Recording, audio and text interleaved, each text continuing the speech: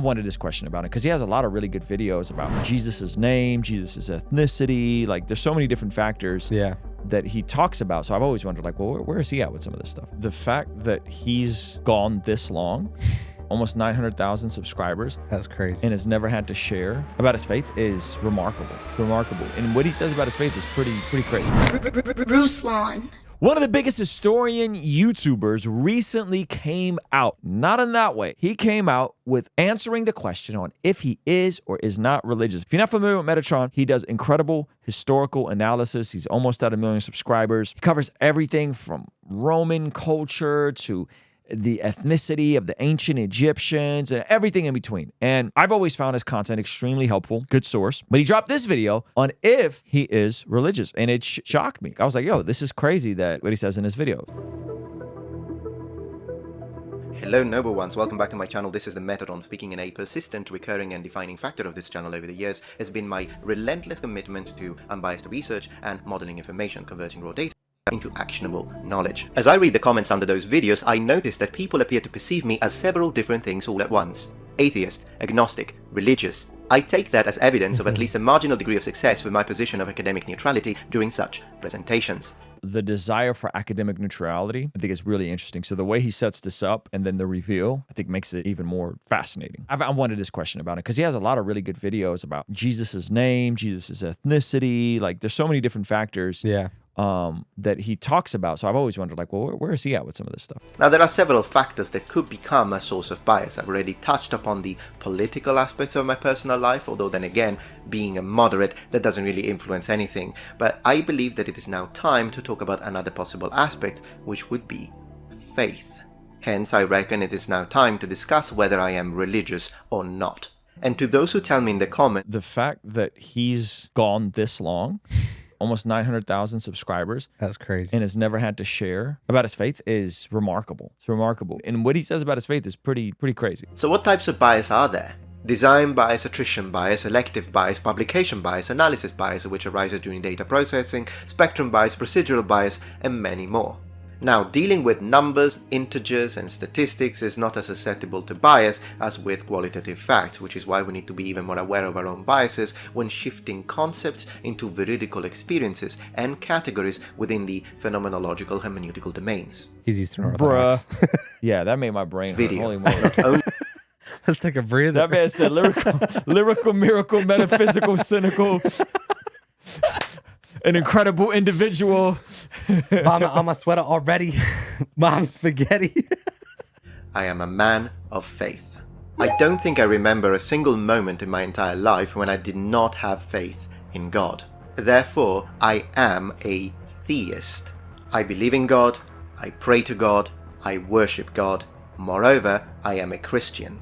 You, however, Okay, so he's not just a theist, he's a Christian. Oh, yeah. It gets better. Keep going. will never hear me say that when discussing historical matters, because I keep those separate from my study dynamics and analytic focus. My faith is my own, and I'll discuss it only with those who wish to hear.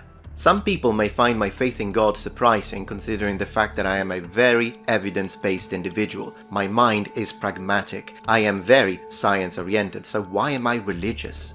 I am religious because of specific spiritual experiences that I've had towards my late teens and my early 20s that have shaped my faith in God and given me my own personal proof of His existence, of His true power.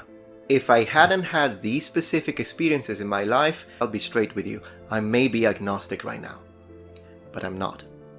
I, of course... This man was chosen. Yeah, so he gets into sharing 3 different experiences, one of which he puts in as an unlisted video that he didn't want to share publicly because he felt like it was the most. We'll get to that one in a second. Oh my goodness. I'll relate the first 2 experiences, which are, in my opinion, of a lower kind, on this video. But the 3rd experience, which I hold much more sacred, I will not put on this video. It will be on an unlisted video, and the link will be in the description below. So it's there only for those who seek. The third one is the most like, whoa, this is spooky. Guys, go watch his entire video. But the third one, this is the video where he really puts his cards out there. Which again, this is like the Nick D and Paul Russell of YouTube. Okay. This is someone that's privately, as we'll see here, very Christian. Oh, I see what you're saying, yeah. Publicly reserves and maintains a degree of privacy around his faith because he doesn't want it to hinder his work. People scold creatives for this. They hate when creatives do this because it's like, yo, if you're making something, tell people the most important thing in your life, which is Jesus. From his standpoint, he's an academic, so he doesn't want to hinder his data analysis. But then he puts his cards out. So this is unlisted. How many views has this got? 16,000. 16,000. So out of the 90,000, 16,000 people click to hear this more personal story. Hopefully he doesn't mind us looking at this. We are opting in, right? We're a Christian channel. We're opting in. Yeah. So we want to hear this. I already commented. So this is unlisted. So now let's watch this. So as we were saying, welcome to story number 3, and thank you so much for clicking.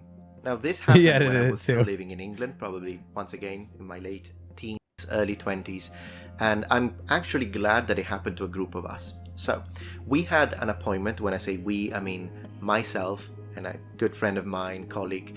We had an appointment with a husband and a wife. They were South Africans.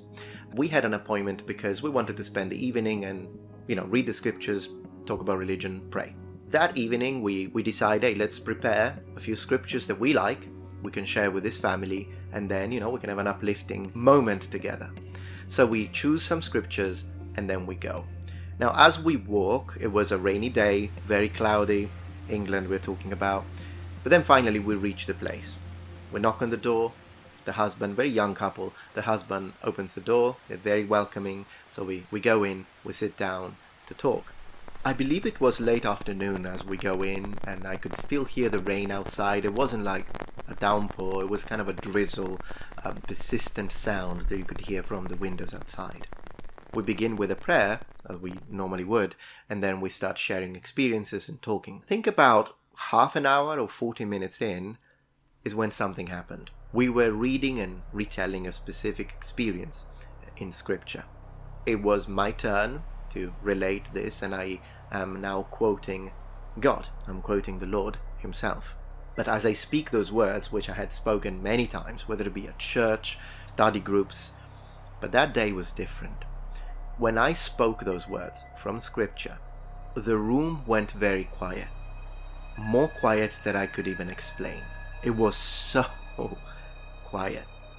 I could feel a strong presence coming from above, entering through the ceiling and filling the whole room. And I remember feeling this burning in the bosom, and it was so overwhelming that I started whispering. And I noticed that everyone else did as well.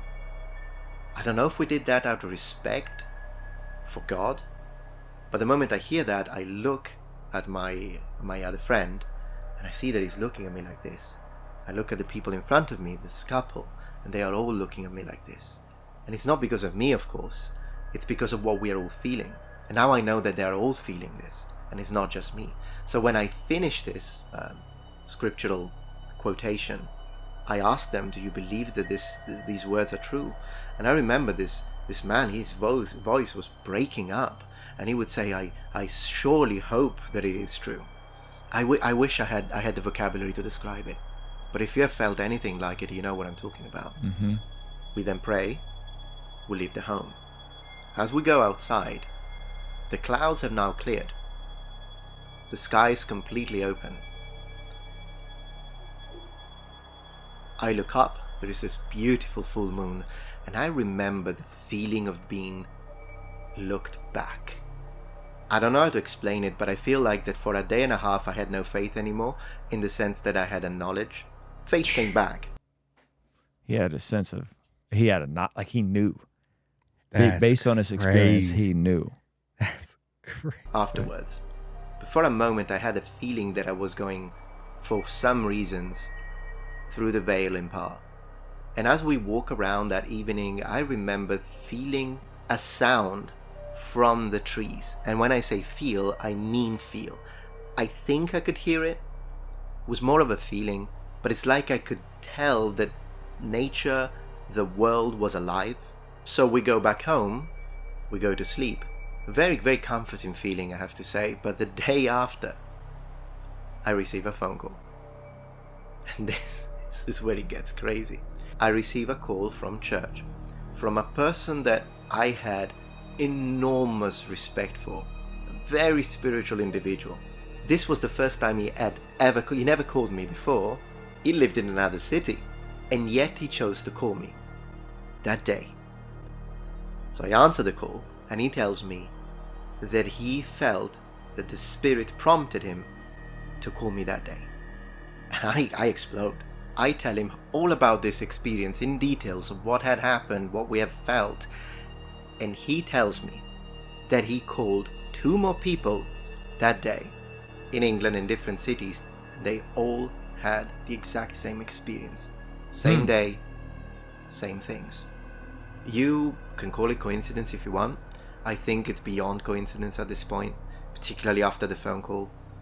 But these that I wanted to share are just 3 experiences. I had so many. I was blessed with so many in my life. Situations where I would go to a place with another friend, we would knock on the door, and this guy would open the door and say, I had a dream and I saw you yesterday in my dream. I mean, I have so many that I could tell, and who knows, maybe I'll write a book about it one day.